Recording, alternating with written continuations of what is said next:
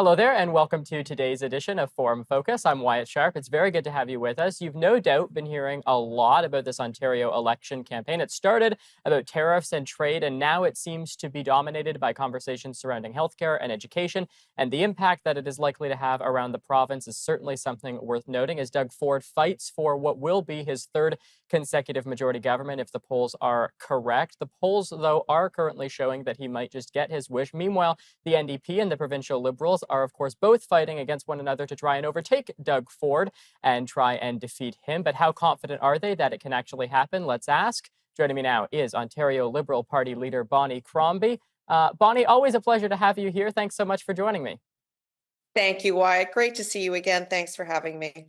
Of course, let's just begin on this idea of healthcare, which I know has been front and center for your campaign. Your message in this campaign is that you're going to help by securing more family doctors for Ontarians. How do you plan to go about doing that? So that's a great question. And let me say that I want to get the basics right for people because we can't grow our economy. We can't attract investment into Ontario while, employees of big companies don't have access to a family doctor, have long wait times in hospitals, can't afford their rent or buy affordable housing. It's gridlock on the streets and congestion. So the number one thing people are concerned about, Wyatt, is access to a family doctor. So our commitment is that within 4 years, everyone will have a family doctor, and of course, then it will lower wait times in our hospitals, and we will end hallway medicine, which was a pledge that Doug Ford made 7 years ago and absolutely didn't get it done. In fact, wait times in hallways are even worse now than they were 7 years ago. So we plan to address the shortage. There are 2.5 million people across the province who don't have a family doctor.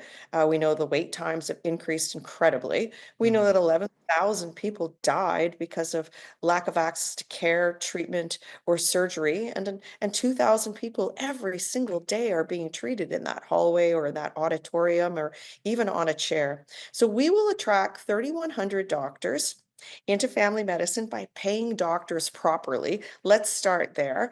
We're going to keep the ones we have and incentivize others to come back into family practice because we know 6,000 doctors have left the profession and gone into other medical disciplines, perhaps they're hospitalists or they're anesthetists, whatever it might be. We want to attract them back. We have a plan to attract back doctors who are practicing across the border. Maybe they're in Detroit and should need to come home to Windsor. Mhm. Perhaps they're in Buffalo, or perhaps they're in California or upstate New York. We'll pay your moving expenses. The first 150,000, come on back. Then, most importantly, we're going to double the uh, residency positions in hospitals. That is so critically important.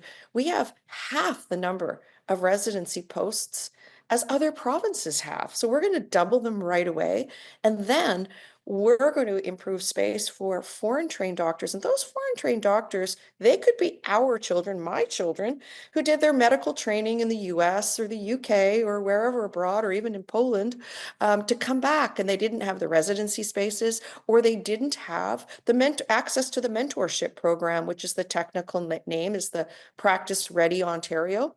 Vitally important that we double the numbers in that as well, and we'll get them through. So we have a plan to attract, retain, and train 3,100 more doctors, pay them properly, eliminate their administrative burden, because Wyatt, doctors are spending half their time doing administrative stuff that they shouldn't have to do, like calling around, looking for referrals from their medical school colleagues for their patients. There should Mhm. be a centralized referral system. We need to eliminate the fax machine, Wyatt.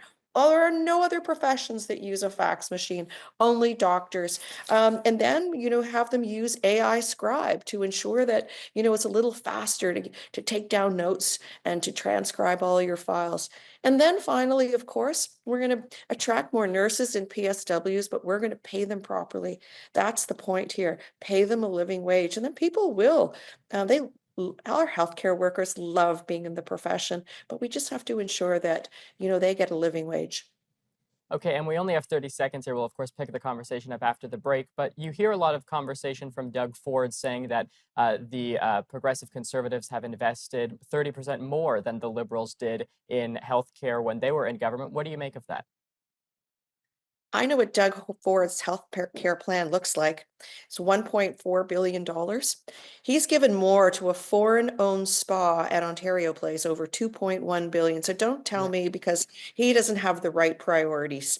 His priorities are giving money away and Okay, gimmicks. Bonnie, we have to take a quick break. Sorry to interrupt you. We'll be right back. We'll pick it up right after the break.